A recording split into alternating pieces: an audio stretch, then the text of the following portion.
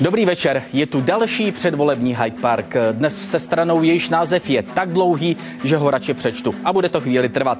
Dalším subjektem, který se chce dostat do poslanecké sněmovny, je Volte pravý blok, stranu za snadnou a rychlou odvolatelnost politiků a státních úředníků přímo občany, za nízké daně, vyrovnaný rozpočet, minimalizaci byrokracie, spravedlivou a neskorumpovanou policii a justici, referenda a přímou demokracii www.cibulka.net, kandidující s nejlepším protikriminálním programem přímé demokracie a hlubokého národního, duchovního a mravního obrození.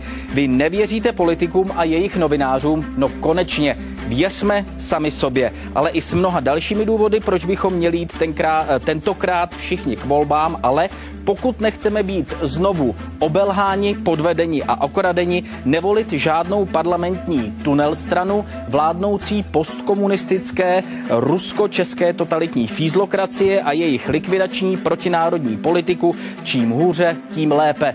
Jenž žádá o volební podporu všechny české občany a daňové poplatníky, kteří chtějí změnit dnešní kriminální poměry, jejich jsme všichni obětí, v jejich pravý opak. V boji mezi dobrem a zlem, pravdou a lží nelze být neutrální a přesto zůstat slušný. Proto děkujeme za vaši podporu. Právě takhle se dnes, nebo strana, která se dnes uchází o vaší přízení, jmenuje. Její předseda Petr Cibulka je vám právě teď v Hyde Parku k dispozici. Tak se pojďte ptát.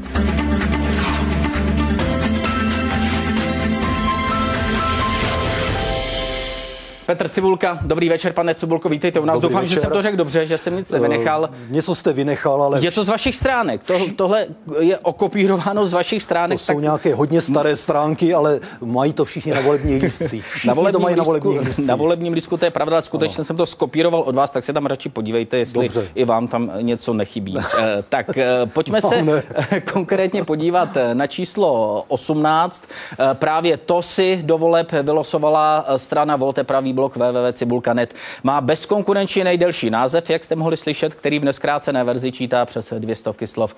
Strana sama o sobě říká, že kandiduje s nejlepším protikriminálním programem, jak jsme slyšeli. Požaduje přijetí zákona o referendu, masmediální svobodu a zákon o odvolatelnosti politiků. Její hlavní tváří je kontroverzní aktivista Petr Cibulka, kterého jste teď viděli, který proslul svými seznamy spolupracovníků státní bezpečnosti. Pro někoho se stal bojovníkem proti, podle svých slov, současné fízlokracii, pro jiné je podivínem, který všude vidí spiknutí tajných služeb. Strana Volte pravý blok vznikla v roce 1996. Přízeň voličů si ale ze začátku získávala jen obtížně. Ve volbách do sněmovny v roce 1996 a 1998 nedostala jediný hlas. V roce 2002 ji ve stejných volbách volilo už víc než 28 000 lidí, o 4 roky později přes 20 000. Výraznější úspěch jí přinesly až volby do Evropského parlamentu. V roce 2004 překročila hranici 1% a dosáhla tak na státní příspěvek na úhradu volebních nákladů. O 5 let později si úspěch zopakovala. Od státu získala za hlasy voličů přes 700 000 korun. Do kampaně prý přitom vložila jen 7 500. Od roku 2000 stranu vede disident a signatář Charty 77, 59letý Petr Cibulka. Před rokem 1989 pracoval jako dělník. Z politických důvodů byl několikrát vězněn. Do obecného povědomí se zapsal jako šéfredaktor necenzurovaných novin a vydavatel seznamů spolupracovníků státní bezpečnosti. Na svých internetových stránkách se chlubí tím, že nikdo v České republice nevedl tolik soudních sporů jako on. Známý je i svými výroky. Evropský parlament například označil za byrokratický moloch, kde se občan ztrácí, a Evropskou unii za sovětizující se monstrum. V letošních volbách Cibulkova strana kandiduje ve všech 14 krajích a může si připsat 2 prvenství. Na její kandidátce je rekordní počet nestraníků, tvoří 97% a v Jihomoravském kraji ji reprezentuje nejstarší kandidát, 89letý Jan Rašovský. Program strany je zakotven už v jejím rekordně dlouhém názvu. Strana prosazuje odvolatelnost politiků, přímou kontrolu politické moci a veřejných peněz. Slibuje taky nízké daně, vyrovnaný rozpočet, minimalizaci byrokracie, spravedlivou a neskorumpovanou policii a justici, referenda nebo přímou demokracii. V tomto směru si dává za vzor Švýcarsko a Spojené státy. Tak tohle je strana kandidující s číslem 18, její představitel Petr Cibulka. Můžete hodnotit jeho výkon na našich stránkách www.hydepark24.cz. Plusové, minusové body můžete začít přidělovat vlastně už v průběhu vysílání.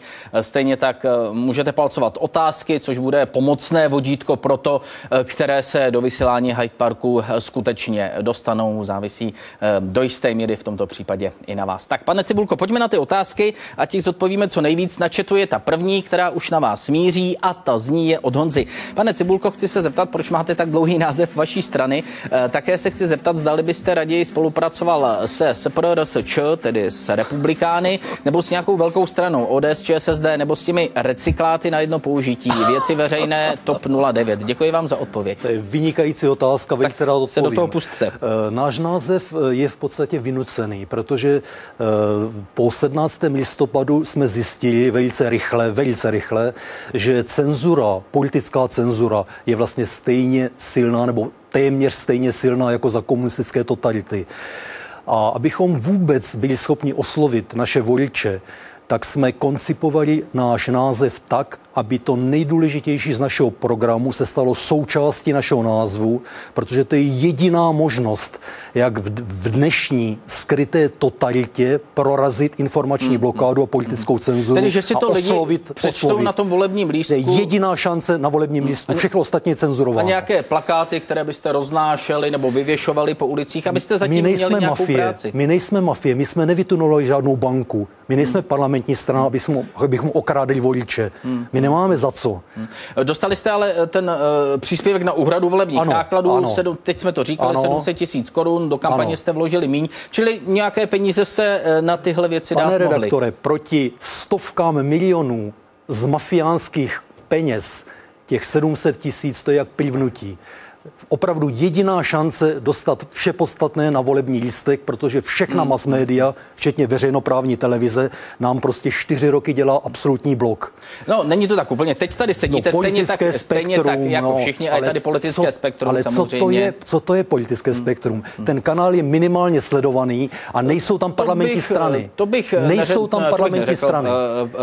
Pane Cibulko, ta sledovanost má určitou úroveň a odpovídá to významu té politické strany. Budete v Událostech komentářích taky, pokud se nemýlím. No, jednou za 4 roky 20 minut, co to je? Ale mafie je tam dnes a denně hodiny.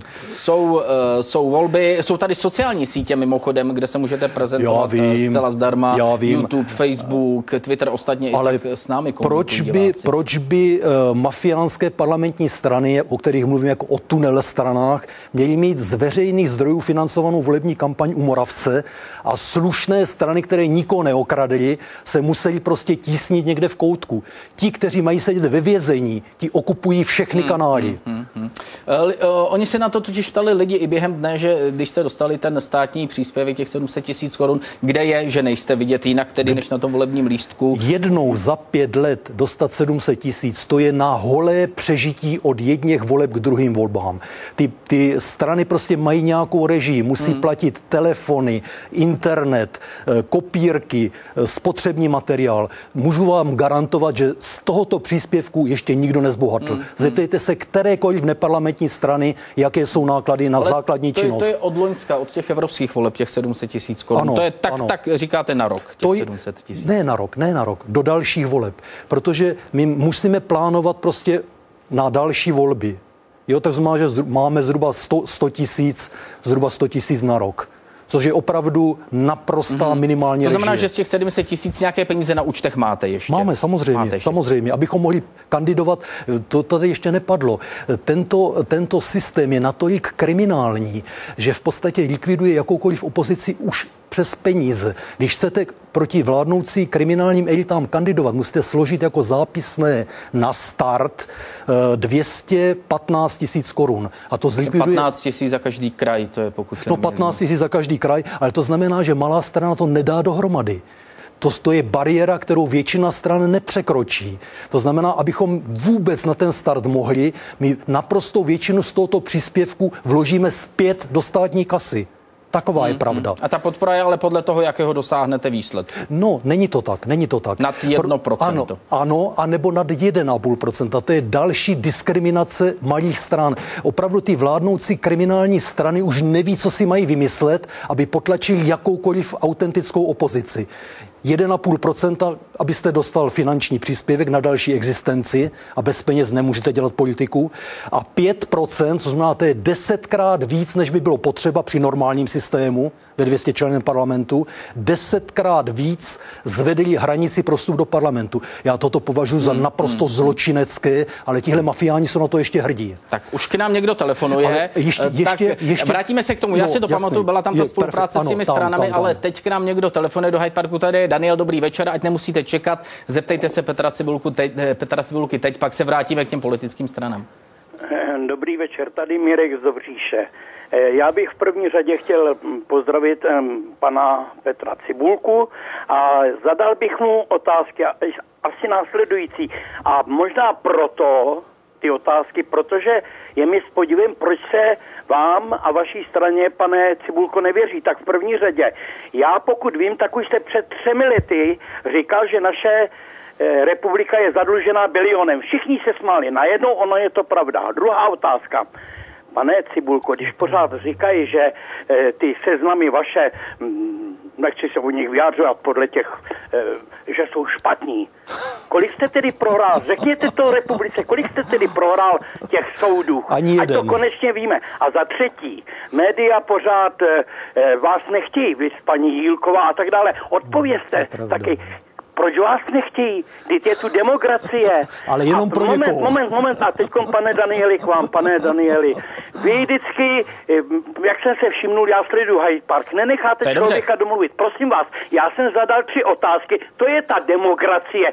Média vždycky byly poplatník režimu i Hitlerovi. Prosím vás, a když se média vzepřeli, vy paní Moučková, tak to nakonec odnesli. Pane Danieli, buďte demokrat. Tak Mirku, teď se na nás schválně chvíli dívejte, jestli všechny ty otázky, které jste položil, pan Cibulka dostane. To za prvé, za druhé, pokud host neodpovídá na položené otázky, tak samozřejmě se mu ona otázka musí připomenout.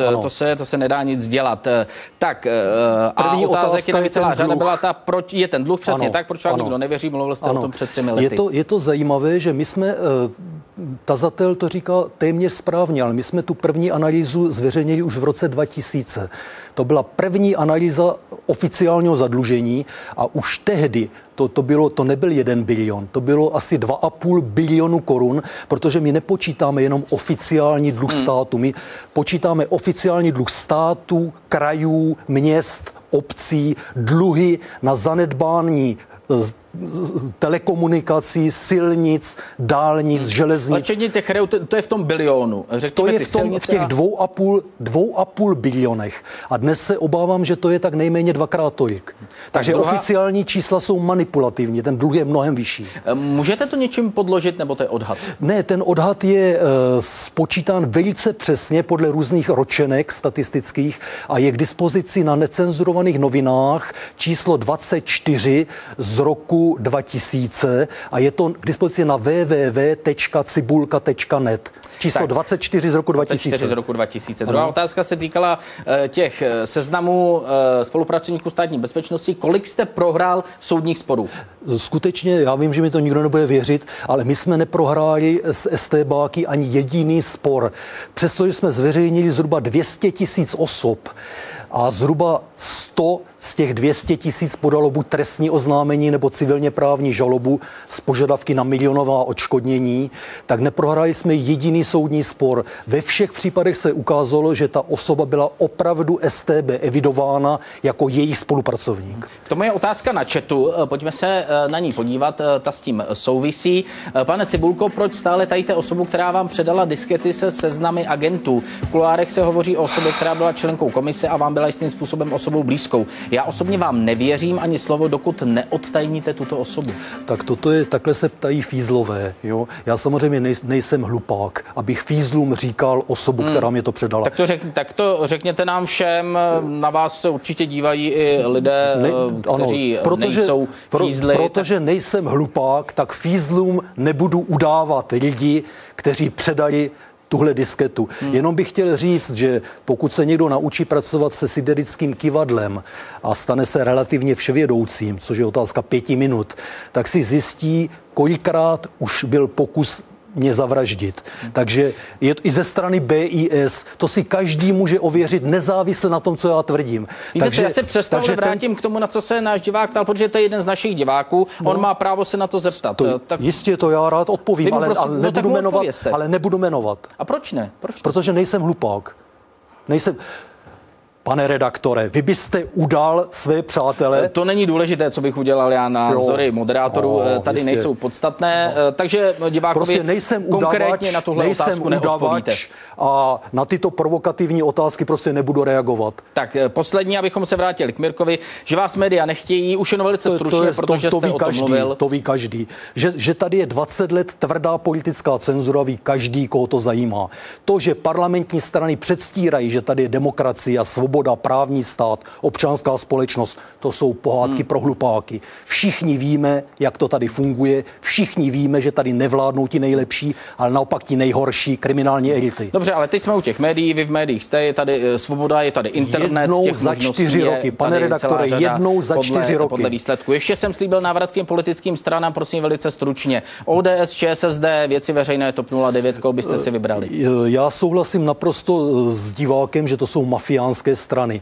Prostě vládnou. Vybrali byste si někoho z nich nebo ne? My si vybereme každého, kdo podpoří zákon o snadné a rychlé odvolatelnosti jakéhokoliv politika nebo úředníka přímo občany. Tedy i KSČM, kdyby vám pokud komunisté se rozhodnou zrušit kádrovou nomenklaturu, která tady do dnešního dne funguje, pokud se rozhodnou ji zrušit a podpoří tento zákon, my jejich hlasy uvítáme v parlamentu. Tak na chatu další otázka pro Petra Cibulku, nebo na Facebooku, omlouvám se. Karel Stach, dobrý večer, pane Cibulko, mohl byste prosím v přímém přenosu odhalicím siderickým kyvadlem nějaké státní tajemství, například policie stále tápe ve věci vraždy Františka Mrázka?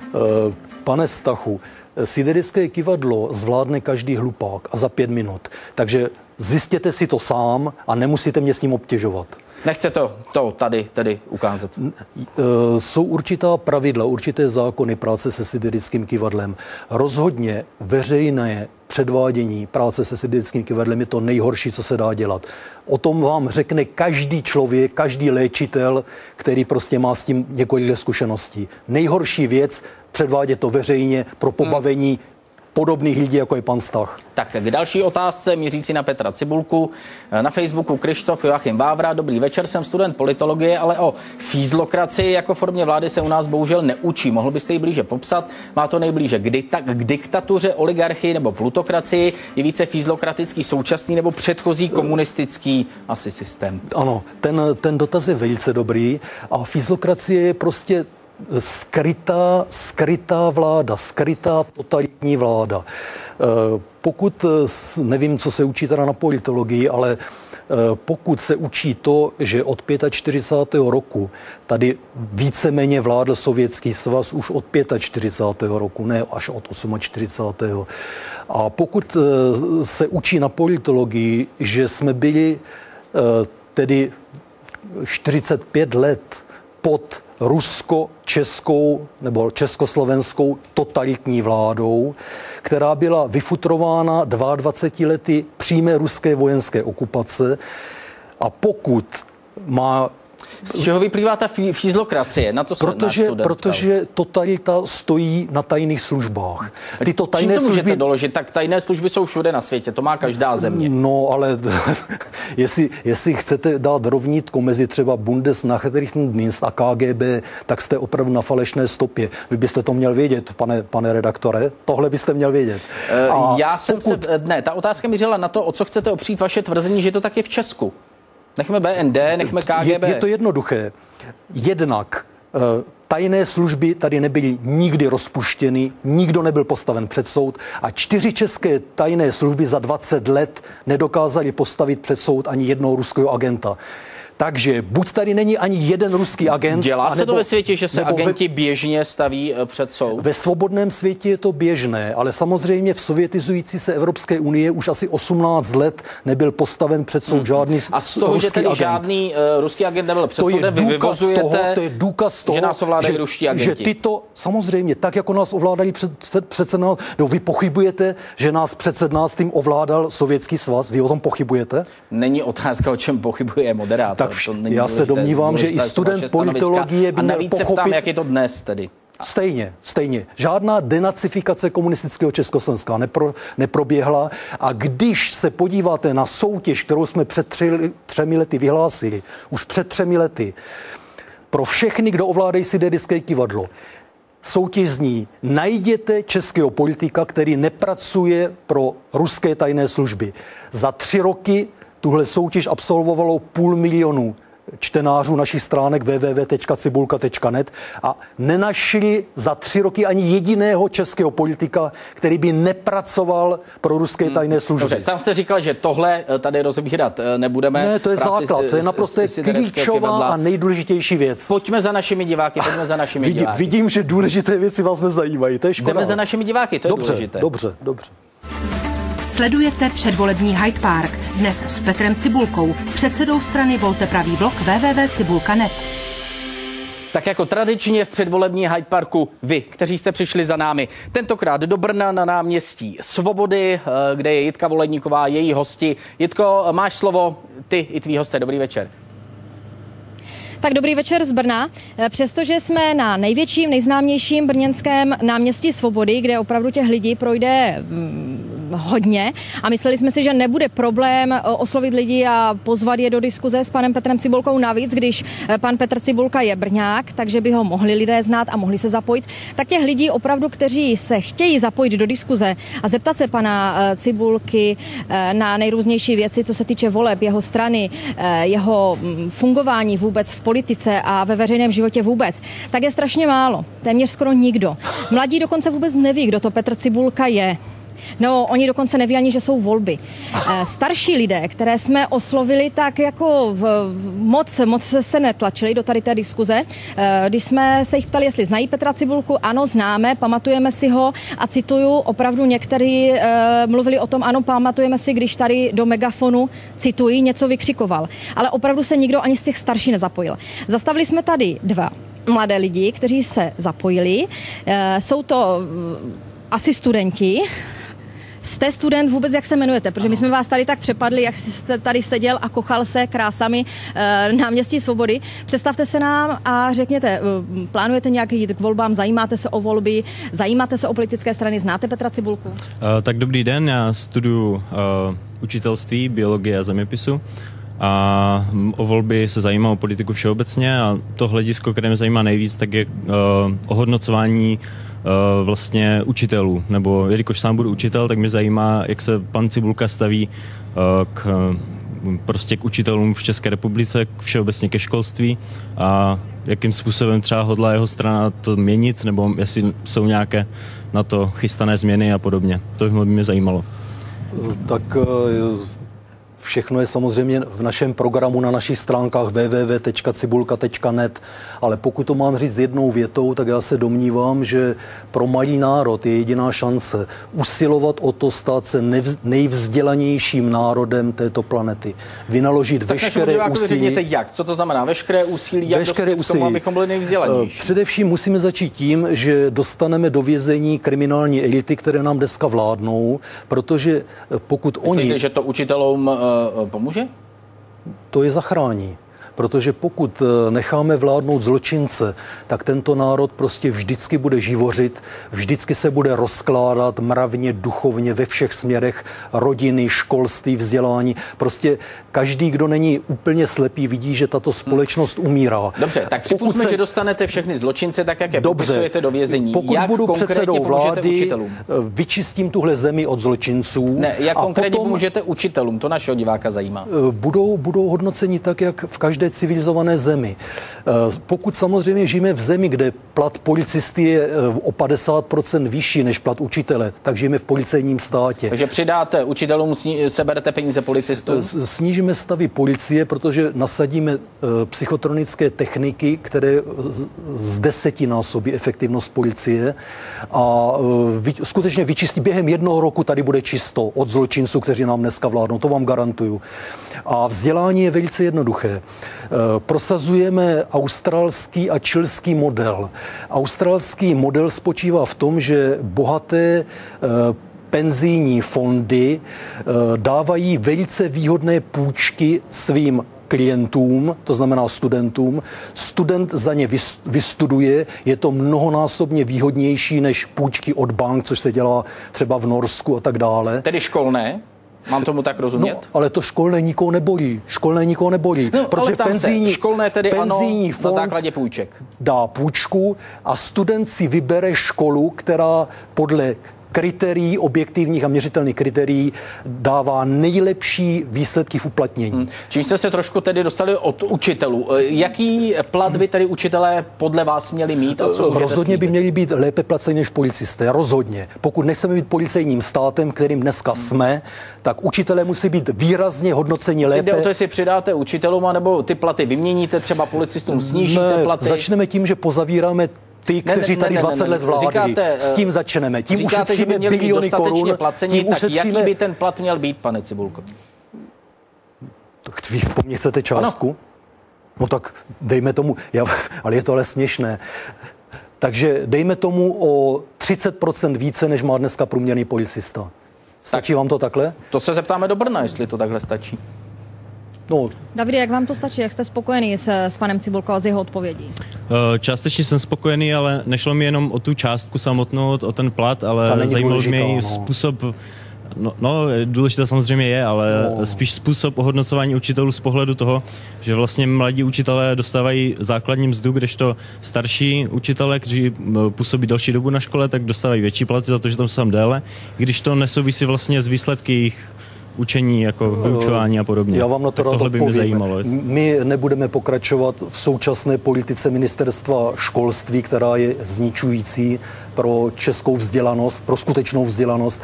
My převezmeme třeba francouzský model, kdy učitelé jsou hodnoceni podle kvalifikace, praxe, podle aktivity a toto jsou objektivní, měřitelná a kontrolovatelná kritéria. Čili částečně, ale to, co říká, že není moc dobré.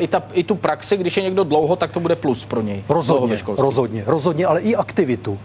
Já si myslím, že dneska ty školy, před 100 lety byly školy centry vzdělanosti na vesnicích nebo ve městech. Dneska už si na to nikdo ani nevzpomene. Školství se opravdu musí stát opět živou vodou pro tento národ. Pokud to bude třeba plzeňská fakulta, která vychovává pro mafii nové kádry. Pokud školství bude pracovat tímto způsobem a nikomu se nic nestane, o tom se s váma vsadím, že se nikomu nic nestane, tak pak takové školství nepotřebujeme. My potřebujeme školství, které bude vychovávat ne lidi se štemplem, ale vzdělance. Rozumíme. Jitko, další otázky přijdou od vás? Přijdou, máme tady další studentku, slečnu. Jenom jsem se dozvěděla narychlo, že studujete, myslím, žurnalistiku. Tak taky se představte tak, jak... Jo, takže dobrý večer. Já studuju tady na Fakultě sociálních studií v Brně, Evropská studia a žurnalistiku. Takže víte, asi víte, kdo je Petr Cibulka, zajímáte se o volby i kvůli studiu. Tak máte nějakou konkrétní otázku na pana Cibulku, nebo zaujalo vás něco, já nevím, jestli jste pročítala vůbec jeho volební program, a tak zajímáte se o tady tyto věci a co vás třeba zaujalo, nebo na co se chcete zeptat? Určitě, když půjdu volit, tak se zajímám o volební programy stran a například by mě zajímalo, jak se vaše strana staví k evropské integraci a třeba k problematice zodpovědnosti státu za závazky, které přijme tím, že vstoupí do Evropské unie. Můžu začít? Můžete. Já jsem přesvědčen, že Evropská unie se velice rychle sovětizuje. Je tady čím dál méně svobody, čím dál více byrokracie a čím dál méně práv občanů. To je pro mě naprosto nepřijatelné, protože já jsem šel 5krát do vězení za to, aby tady naopak bylo maximum svobody pro lidi. A co z toho tedy vyvozujete pro vaše případné návrhy a postupy, kdybyste uspěli ve volbách? My jsme rozhodnuti, pokud uspějeme samozřejmě, změnit současnou sovětizující se Evropskou unii unii v něco jako švýcarskou konfederaci, kde je maximální prostor pro svobodu, zodpovědnost pro občany, pro jejich iniciativy. Jak to chcete dosáhnout? No tím, že zrušíme prostě současnou byrokracii a prosadíme zákon o referendu, o odvolatelnosti politiků i úředníků přímo občany. To uděláte v celé Evropské unii, aby se Evropská unie změnila? Samozřejmě. Když vyhrajete volby tady u nás v Česku... Tak předpokládám, že v příštích volbách budeme už v Evropském parlamentu a budeme iniciovat jeden zákon za druhým. A uvidíme, do jaké míry je dnešní Evropská unie už sovětizovaná. Ten zákon, o kterém mluvím, ten zákon o odvolatelnosti, funguje už 100 let ve Spojených státech amerických a skutečně tam není problém odvolat kromě prezidenta každého, kdo byl jednou zvolen, každý může být odvolán v referendu nebo v občanské iniciativě. Tak pokud jde o ty závazky, zodpovědnost za závazky, které přijmeme tím, že jsme vstoupili například do Unie, máme je plnit všechny? Já jsem přesvědčen, že vyšší moc, než je vůle této sovětizující se bruselské byrokracie, je vůle občanů. Pokud občané tyto bruselské direktivy neschválí v referendu, jsou neplatné. Pro mě je vůle občanů rozhodující. To by ale znamenalo asi vystupování z Evropské unie, protože to bychom byli jediným státem. Budeme jediným státem. Buď to bude Takže byste i vystoupil z Evropské unie. Pokud bude Evropská unie omezovat práva a svobody českých občanů, pokud to udělá, velice rád vystoupím. Tak reakce z Brna, případně doplnění otázky? A mě by ještě zajímalo, jak jste říkal, že byste v Evropském parlamentu začal nějakým způsobem prosazovat svůj program nebo svoje názory. Kdybyste získali jednoho poslance, jakým způsobem byste to chtěli realizovat? Jaké byste se třeba přidal frakci z politických frakcí, které v Evropském parlamentu jsou? Budeme iniciovat vznik další frakce a to je frakce pro přímou demokracii a svobodu pro Evropskou unii. Tak, děkujeme do Brna. To bude nová frakce podle švýcarského modelu, anebo modelu, který funguje ve většině států Spojených států amerických. Tak, děkujeme do Brna za otázky, vám za odpovědi našim divákům. Pojďme k těm dalším otázkám, které sem míří do vysílání Hyde Parku. Například další je na chatu. Pan Danielko, dobrý den, jak byste odhadnul volební výsledek vaší strany? Já se domnívám, že náš volební výsledek se bude pohybovat k 5% a záleží na občanech a voličích, jestli se cítí už dostatečně obelháni, dostatečně podvedeni a dostatečně okradeni. Pokud jsou málo ještě okradeni, tak ať volí parlamentní strany. Pokud si myslí, že by za 20 let okradeni dostatečně, měli by volit nás. Vy jste si nechali udělat nějaký průzkum, nebo to je tak, že jste to odhadli? My jsme to testovali psychotronickým postupem, protože ho považujeme za nejpřesnější a já se domnívám, že když se ty výsledky trošičku liší, že mezi 4 a 5% by to mělo být a věřím, že nebudeme zklamáni. Naši konkurenti budou zklamáni. Tam je další otázka na Petra. Ne, na Facebooku. Omlouvám se, Matěj Kovářík. Dobrý večer. Po shlédnutí vašeho předvolebního klipu jsem se domnívala, že jsem se překlikl a klip je starý nejméně 20 let. Nežijete v minulosti? Připadá mi, že máte neustálou touhu bojovat proti něčemu, co už dávno není. Připadáte si jako mučedník? To je nešťastný člověk. A proč by to měl být nešťastný člověk? Po státním bankrotu, kterému neunikneme, tento člověk pochopí, o čem já hovořím. Kdo si myslí něco jiného, než vy je podle vás. Nešťastný, byl to fízl, jak jste o tom tady ve vysílání mluvil. Proč je nešťastný? Víte co, to je jeho názor a on se vás na něco zeptal. Já už jsem z vás nešťastný. Fakt už jsem z vás nešťastný. Vy nechápete, že Evropská unie směřuje k bankrotu? Vy jste si to ještě nevšiml? Počkejte, tam tak ta otázka není. Tady se vás na něco náš divák zeptal, tak mu prosím odpovězte. Já jsem před 6 lety varoval před bankrotující Evropou. Před 6 lety. Všichni hlupáci se smáli. Všichni. Do jednoho. Včetně parlamentních stran ty nejvíce. Po 6 letech i poslední hlupák v hospodě vidí, že Evropa směřuje k bankrotu. To už vidí skutečně každý hlupák. Ne, vraťme se ale k tomu, o co tam šlo. Jednak nazýváte naše diváky tedy nešťastníky nebo hlupáky dokonce. On se vás úplně normálně zeptal, že váš klip na něj působí jako, že je 20 let starý a že bojujete proti něčemu, co není. Pokud si tento člověk myslí, že žijeme v demokracii, svobodě, že tady není cenzura, že nám vládnou ti nejlepší z nejlepších a ne ti nejhorší z nejhorších, že žijeme v občanské společnosti a právním státě, pokud si to tento člověk myslí, tak já ho jenom lituju. Jenom ho lituju. Cítíte se jako mučedník? Tam ještě to byl doplněk té otázky. Já už se jenom směju. Já jsem si 15 let rval vlasy nad volebními výsledky, kdy zmanipulovaní voliči, zmanipulovaní dnešními masmédií, včetně České televize, volili největší zločince, největší mafiány. Teď tady vystupujete vy a máte stejný prostor jako a teď už se jenom smějí. Ale jednou za 4 roky. To vždycky řekněte, že jednou za 4 roky a na kanále, Není to jednou za 4 roky, je to v politickém spektru, kam chodíte pravidelně, a není pravda, že to není sledovaný kanál. Ale je to pravda, není to sledovaný. Z čeho tak soudíte, že to není sledovaný kanál? Dejte parlamentní strany na ČT24 a nás, neparlamentní, dejte na ČT1. Jsou tady všechny strany, které mají stejný prostor a nejenom v tomto pořadu, budou i další pořady. Toto je diskriminace. Uzavřeme tuhle otázku. Dejte parlamentní strany na ČT24 a uvidíte, jak s váma zatočí. Uvidíte to. Většina těchto pořadů už je na ČT24 a jsou tady všichni. Zajímavé, že Moravec tady není. A víte, proč je tady. Václav Moravec vysílá i na ČT24. Ano, i na ČT24, ale vysílá i na mnohem sledovanějších kanálech. Odpovídá to tomu, jaké jsou volební výsledky? Ne. Když zmanipulujete voliče, tak pak už se neodvolávejte na volební výsledky. Zmanipulovaný volič není svobodný volič. To je vaše stanovisko, že jsou voliči zmanipulováni a voliči se na to ptají. Pojďme odpovídat na to, na co se ptají oni. Dobře. Například na chatu, tam je další otázka. Robert Čajíček, dobrý den. Máte představu, jaké je věkové spektrum vašich voličů? Vůbec netuším, ale můžu vám říct, to vás možná zaujme, že začínám mít pocit, že moje původní přesvědčení, že budoucnost našeho programu, protikriminálního programu přímé demokracie a snadné a rychlé odvolatelnosti politiků přímo občany prosadí internetová generace. Nejsem si jistý, jestli k tomu opravdu dojde, protože ti lidé jako kdyby žili ve virtuálním světě. Oni si snad ani plně neuvědomují tragiku naší dnešní situace. Počkejte, jak to teď souvisí s tím, na co padla otázka, jak to souvisí s jakou strukturou vašich voličů? Protože internetová generace, to je generace, dejme tomu, 20-40, taková to největší gro. To znamená, tam jsem trošku zklamán, či já jsem si myslel, že tato generace jako nejinformovanější, nebo mohla by být nejinformovanější, prostě odmítne tyto manipulace parlamentních stran a mass médií. A zatím teda ten předpoklad se nenaplňuje. Uvidíme, jak to bude ve volbách. Uvidíme po Tady volbách. Je telefonát další. Daniel Hyde Park, Petr Cibulka je váš, můžete se ptát. Dobrý večer. Dobrý večer. Tady Petr z Boleslavy.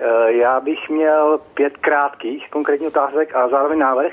Zda by bylo možné, aby v příštích volbách, protože teď už se to nestihne, bylo třeba 15 konkrétních otázek a každý kandidát by měl 1 minutu na každou otázku, aby skutečně měl občan maximum informací o dané straně. A teď dám 5 konkrétních otázek. Dobře, to bereme jako návrh, pojďte k těm otázkám. Velice krátkých. To znamená vždycky ano, ne. Prosím, za prvé, progresivní zdanění, ano, ne. Za druhé, o těchto věcech musí rozhodnout referendum. Zdravotní poplatky, ano, ne. No tak to je samozřejmě nesmysl. No. Platba školného. Za určitých okolností, ale já už jsem o tom mluvil. To je škoda, že jste si nepřečetl náš program. Za čtvrté, zahraniční mise vojenské, ano, ne? No pokud chceme, pane, aby ostatní pomáhali nám, když budeme v problémech, tak my musíme být schopni pomáhat i Takže druhým. ano. Dobře. A samozřejmě, otázka, jestli jste pro nebo proti americkém radaru na českém území? Protože jsme ruská gubernie do dnešního dne a hodiny, to si lehce zjistíte, když se naučíte pracovat se siderickým kývadlem, to je těch 5 minut, které byste museli radar obětovat. Ano nebo ne, pane Cibulko, tak se Petr jasně ptá. Musíme bojovat za maximální americkou vojenskou přítomnost ve střední Evropě, pokud nechceme jednou provždy skončit jako ruská gubernie. Petře, takhle stačí odpovědi? Dobře, děkuju. My děkujeme za otázky. Pojďme na SMS-ku, kterou přišla další otázka. Dobrý den. Pozoruji vás už další dobu a fandím vám, ale nedokážu se ve vás vyznat. Na jednu stranu si v ČT přitakáváte s panem Vandasem nebo panem Sládkem, na druhou se hlásíte k přímé demokracii. Já jsem si nevšiml, že bych si notoval s panem Sládkem nebo s panem Vandasem. Zkuste to tedy vzít jako názor našeho diváka a najděte tedy aspoň jeden rozpor s panem Sládkem, tedy s republikány a s dělnickou stranou sociální spravedlnosti. Pan Sládek je velice protizápadní a jeho vztah k Evropské unii je destruktivní. Já s jeho kritikou Evropské unie se naprosto stotožňuju, ale podle mě není řešení zničit Evropskou unii a otevřít Evropu Rusku. To není řešení, ale řešení je oživit svobodu a demokracii v Evropské unii. Pan Vandas? Já totiž vůbec nevím, proč tazatel se domnívá, že si notuju s panem Vandasem, takže... Je to nějaký pocit, není to jediná otázka? Nemáte, můžete vyformulovat, všem si vymyslíte, že se stotožuji s panem Vandasem? Nejde o to, co si myslím já. To opravdu v tuto chvíli není na místě ten postřeh našeho diváka, tak mu zkuste oponovat. Šmaria, ale... Já totiž, kdybych věděl, s čím si Víte co, tak to nechme, třeba se divák SMS-ku ještě ozve. On možná naráží na to, že pan Vandas je proti masové ekonomické imigraci. A ta vám nevadí? Ne, mě vadí. Takže toto je možná to, na co tazatel narážel. Takže ta spojitost tady je s ním. Já se domnívám, že opravdu, pokud tady máme 10% českých nezaměstnaných, tak si tento národ, pokud nechce spáchat sebevraždu, nebo nemá být zavražděn, nemůže dovolit masovou imigraci. Jak myslíte zavražděn, že by nás tady někdo vyvražďoval? Genocida má mnoho tváří. To není vystřílení u zdi. To není jediná forma genocidy. To dělají Rusové v Katyni a tak dále, ale je možné vytvořit takové podmínky pro život národa, že ten národ se začne rozkládat. To je dnešní situace. Vstaženo k tomu, co jste říkal, takže byste zakázal přistěhovalectví, nebo... Ne, velice bych ho reguloval. Prostě tento národ samozřejmě některé specializace potřebuje, ale naprostou většinu si můžeme vychovat sami. Naprostou většinu. Pokud je tady 500 000 nezaměstnaných, tak nechápu, jak to, že tady nejsou rekvalifikační kurzy na české řemeslníky, když dneska sehnat českého řemeslníka je opravdu problém. Přitom živíme z našich daní. Protože o to lidi nemají zájem? Ne, je to státní politika. Kdyby stát nastavil taková pravidla, aby každý, kdo chce podporu, musel projít rekvalifikací s největší nadějí na úspěch, a to jsou řemesla dneska, tak tady prostě tento problém neexistuje. To je také věc, na kterou se lidi tedy často ptají, tak už to dořekněme. Jaké podmínky pro sociální podporu v této oblasti vy máte? Naprosto jasné. Sociální podporu z kapes ostatních dostane ten, který buď přijme obecně prospěšné práce, přijmeme zákon o obecně prospěšných pracích, a nebo nastoupí do rekvalifikačního kurzu, třeba i dlouhodobého, s nejvyšší nadějí na zaměstnání, pozdější zaměstnání. Což určí tedy stát, kde je ta největší naděje? Pracovní úřady ví, kde je největší poptávka, po kterých profesích je největší poptávka, a tam bude organizovat rekvalifikace. Protože to není možné, aby tady vymíraly celé profese, a my jsme museli pak zvát lidi z Ukrajiny nebo z Ruska, nebo já nevím odkud. To prostě není normální. Na Facebooku další otázka na Petra Cibulku. Tomáš Fanoušek. Dobrý den, pane Cibulko. Můžete prosím popsat fungování prognostického ústavu před rokem 89? Jak byli lidé vybíráni? Je-li něco pravdy na tom, že byl ústav řízen Moskvou a tak dále? Je totiž velmi těžké získat relevantní informace. Ano, já vám můžu říct, myslím si, ale já to budu formulovat tak, aby se vyhnul žalobám. Domnívám se, že prognostický ústav byl založen KGB proto, aby po příkazu, že musí dojít k reformním změnám ve východním bloku, tady byla připravená garnitura, která by nastoupila sobě revoluční garnitura opět do čela, aby se nic ve skutečnosti nezměnilo, a tato opticky revoluční garnitura by dál pokračovala, což se podařilo. Říkáte, domníváte, viděl jste někdy nějaký dokument, který by něco takového potvrzoval? No, já se domnívám, že kdo sleduje lidi z prognostického ústavu... Ne, já jsem se ptal, jestli jste viděl nějaký dokument, kde by bylo napsáno něco o založení prognostického ústavu. Mě dokumenty vůbec nezajímají, protože to je všechno falzum.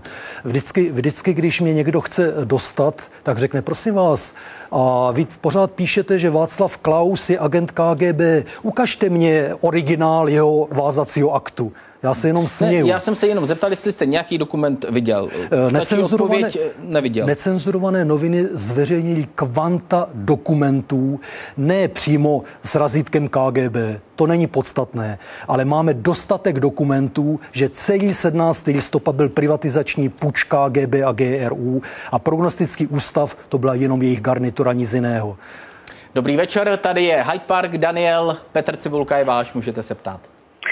Dobrý večer, tady Dominika z Prahy.